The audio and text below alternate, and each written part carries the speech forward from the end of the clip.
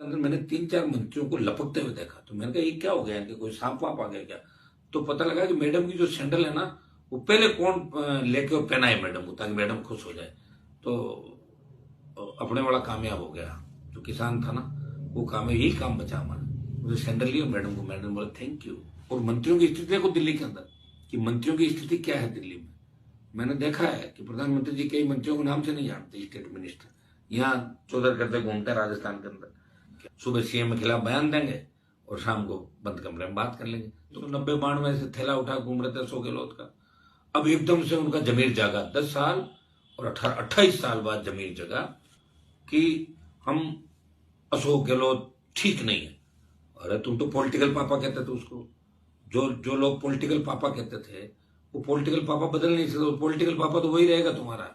मैं तो खुद देखा स्टेशनों में लोगों को, स्टेशन पे थैला लेके किस तरह वेट क्या कर रहे हो साहब, यहाँ गहलोत जी आने वाले हैं, आप यहाँ करो, वसुंधरा जी आने वाली। एक मैंने शादी का कार्यक्रम देखा, तो वसुंधरा मुख्यमंत्री थी और उस समय मैं विधायक भी नहीं था, और उस कार्यक्रम के अंदर मैंने 3-4 मंत्रियों को लपकते हुए देखा। तो मैंने कहा ये क्या हो गया, इनके कोई सांप वाप आ गया क्या।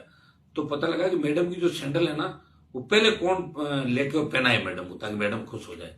तो अपने वाला कामयाब हो गया। जो किसान था ना, वो काम, यही काम बचा हमारा। मुझे सैंडल ली और मैडम को, मैडम बोला थैंक यू। तो ये काम हमारा बचा भाई। ये देख, अब अंदाज लगा सकते हो आप किस तरह की मजाक इस देश के अंदर बन गई, किस तरह की मजाक प्रदेश में बन गई। ये लाल डायरी का मुद्दा राजस्थान के अंदर आया, क्या हुआ, कह रहे थे ना प्रतिदिन 3 पेज आएंगे, आए तो नहीं। क्या हुआ, इतने पेज थे क्या। अरे भाई लाल डायरी जो लाए थे वो कहाँ चले गए, क्या 3 ही पेज थे क्या उनके पास। अगर बाकी पेज है तो फिर कौन से दबाव के अंदर है वो, बाकी पेज लाओ। इसमें बीजेपी के लोगों की भी पोल खुले, उसके अंदर पता लगे कि भाजपा के कौन कौन लोग इस सरकार के अंदर बचाने में थे, इस सरकार के अंदर मदद कर रहे थे, कांग्रेस के कौन कौन लोग थे, इनके अलावा जो पहले पेज के अंदर दिया आपने। तो ये कहीं न कहीं मिलाजुली का खेल नजर नहीं आ रहा आप लोगों को, है मिलाजुली का खेल। नई बात 3 दिन चलती है, नई बात 4 दिन चलती है, और नौजवानों के पास वो ताकत है। देश को जब आजाद कराया था, तब तांत्या टोपे, मंगल पांडे, भगत सिंह तक जो नौजवान थे, हजारों लोगों ने कुर्बानियां दी। लेकिन जब नौजवान आगे आया और कुर्बानियां नौजवानों ने दी, भगत सिंह की कुर्बानी से अंग्रेज डर गए थे कि अब हमें मारेंगे, घरों में घुस के पकड़ पकड़ के मारेंगे, इसलिए चलो भारत छोड़ो। ये जवान थे। इस देश के अंदर हर क्रांति का नायक नौजवान था। आप देख रहे हैं कि आसाम में एक बार छात्रों का बड़ा आंदोलन हुआ, नौजवानों ने बड़ा आंदोलन किया आसाम के अंदर, और प्रफुल्ल कुमार मोन्तो आसाम के मुख्यमंत्री बने और सारे नौजवान मंत्री और विधायक बने आसाम के अंदर। जब भाइयों एक आंदोलन से आसाम बदल सकता है, तो क्या राजस्थान के नौजवानों में दम नहीं किया इतना। नारे तो खूब लगाते हैं, वीरों की धरती, सूरवीरों की धरती। तो वीरों की धरती, सूरवीरों की धरती, वोट डालते टाइम कहाँ चली जाती है। क्या बीजेपी में वोट डालना और सुबह कांग्रेस में डालना, टोल पे तो गाली लेना सरकार को कि सरकार टोल ले रही है, बिजली नहीं मिल रही है अभी किसानों को राजस्थान के अंदर। आप देखिए कि बिजली की व्यवस्था चरमरा गई। 6 घंटे बिजली देनी थी घोषणा पत्र के अंदर, 24 घंटे सिंगल फेज बिजली है, 1 घंटा भी बिजली नहीं मिल रही है, वो भी ट्रिपिंग के अंदर। बरसात नहीं हुई, किसान खून के आंसू पी रहा है, खून के आंसू रो रहा है। वो क्या करेगा, किसको कहेगा। उनके जनप्रतिनिधि है वो लूट खसोट के अंदर लगे हुए। जो कांग्रेस के अंदर बैठे हैं वो सत्ता का आनंद ले रहे हैं, बीजेपी के अंदर बैठे हैं वो कह रहे हैं सरकार हमारी आ रही है, अब की बार हम ये कर लेंगे।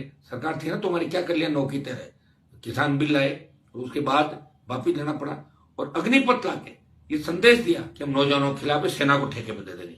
भाइयों धीरे धीरे प्राइवेट सेक्टर में चला जाएगा पूरा देश, नहीं तो कोई रोजगार मिलेगा, उन्हें आरक्षण आपका रहेगा। जब प्राइवेट सेक्टर के अंदर चलाया गया तो आरक्षण खत्म हो जाएगा धीरे धीरे। आप देख नहीं रहे हो एससी एसटी ओबीसी या दूसरे पिछड़े लोग हैं, उनकी हालत देश के अंदर क्या हो रही है, आप धीरे धीरे देखो। और मंत्रियों की स्थिति देखो दिल्ली के अंदर, कि मंत्रियों की स्थिति क्या है दिल्ली में। मैंने देखा है कि प्रधानमंत्री जी कई मंत्रियों को नाम से नहीं जानते, स्टेट मिनिस्टर यहाँ चौधर करते घूमते हैं राजस्थान के अंदर कि हमने ये कर लिया, मोदी जी को कह दिया। ये मैं तो जानता हूँ कि क्या हैसियत है। और राजस्थान में आप देख लो, सुबह सीएम के खिलाफ बयान देंगे और शाम को बंद कमरे में बात कर लेंगे। तो क्यों बोल रहे हैं उनको, बोल रहे क्यों दे रहे हो बयान, कौन कह रहा है। हमने देखा लोगों को 1990-92 से थैला उठा घूम रहे थे अशोक गहलोत का। अब एकदम से उनका जमीर जागा, 10 साल और 28 साल बाद जमीर जगा कि हम अशोक गहलोत ठीक नहीं है। अरे तुम तो पॉलिटिकल पापा कहते थे उसको। जो जो लोग पॉलिटिकल पापा कहते थे, वो पॉलिटिकल पापा बदल नहीं सकते, पॉलिटिकल पापा तो वही रहेगा तुम्हारा। मैं तो खुद देखा स्टेशनों पे लोगों को, स्टेशन पे थैला लेके किस तरह वेट क्या कर रहे हो साहब, यहाँ गहलोत जी आने वाले हैं, आप यहाँ कर रहे हो, वसुंधरा जी आने वाली। एक मैंने शादी का कार्यक्रम देखा तो वसुंधरा मुख्यमंत्री थी और उस समय मैं विधायक भी नहीं था, और उस कार्यक्रम के अंदर मैंने 3-4 मंत्रियों को लपकते हुए देखा। तो मैंने कहा ये क्या हो गया, कि कोई सांप वाप आ गया क्या? तो पता लगा कि मैडम की जो सैंडल है ना, वो पहले कौन लेके पहनाए मैडम को, ताकि मैडम खुश हो जाए। तो अपने वाला कामयाब हो गया। जो किसान था ना, वो काम, यही काम बचा हमारा। मुझे सैंडल लिया मैडम को, मैडम बोला थैंक यू।